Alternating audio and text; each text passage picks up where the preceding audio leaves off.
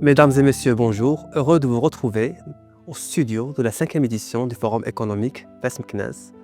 Nous avons l'honneur d'accueillir aujourd'hui avec nous Monsieur Picardo Bernard, président de la CMA Île de Réunion Saint-Denis. Soyez le bienvenu, Monsieur Picardo.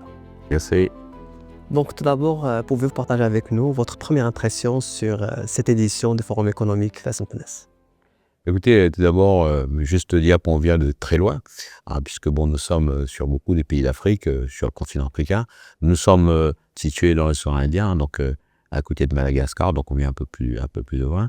Alors, juste aussi dire que c'est pas mon premier déplacement pour l'Assemblée générale de la CPC-CAF, et il y a quelques années, j'étais déjà venu ici même, à Fès, puisqu'il y a eu l'Assemblée générale de la CPC-CAF ici, et ça s'était très très bien passé, avec un très très bel accueil, une belle organisation et beaucoup de choses qui ont été dites.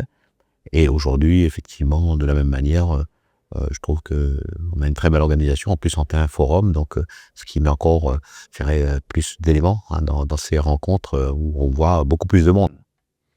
À part votre participation à la réunion de la CPC-CAF, qu'est-ce qui vous a motivé à venir participer à ce genre de forum économique? C'est toujours important pour nous de pouvoir voir un petit peu ce qui se passe dans les autres pays du monde, dans les autres régions du monde. Nous sommes là sur des chambres consulaires francophones, avec lesquelles on peut mieux converser en tout cas. De belles choses qui se font dans un bassin où on sait il y a aussi un potentiel qui est énorme en termes de développement économique.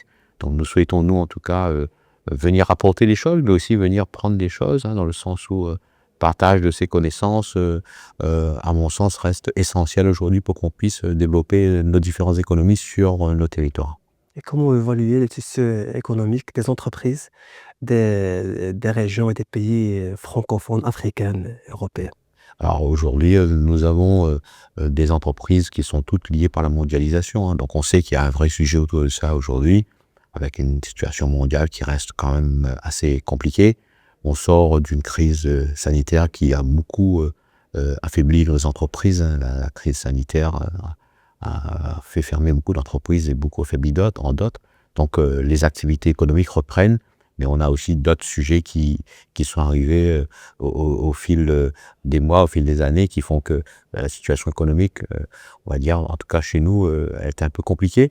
Mais on sait aussi que dans le cadre de la coopération, des choses peuvent se faire, et ça peut apporter, on va dire, en tout cas pour nos entreprises que nous représentons, de vraies opportunités d'affaires. Cette édition de forum a choisi comme thème innover, coopérer et investir. Lequel de ce triptyque pour vous est le plus important, le plus essentiel? Je crois que ça marche avec, c'est un triptyque, donc ça marche avec. Le fait de pouvoir innover, on est vraiment là-dedans. À l'ère où on parle de l'IA, il est clair que nos entreprises doivent innover. Pouvoir investir, ça reste essentiel, même si la crise est passée par là, même si pour une partie de nos entreprises, ça reste difficile.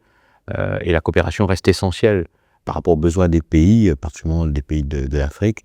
Donc, je pense qu'on a là un bassin d'habitants quand même très important, avec, lorsqu'on entend nos collègues prendre la parole, avec un potentiel quand même qui est très important, et sur lequel nous souhaitons, nous, dans le cadre de cette coopération, pouvoir faire du business.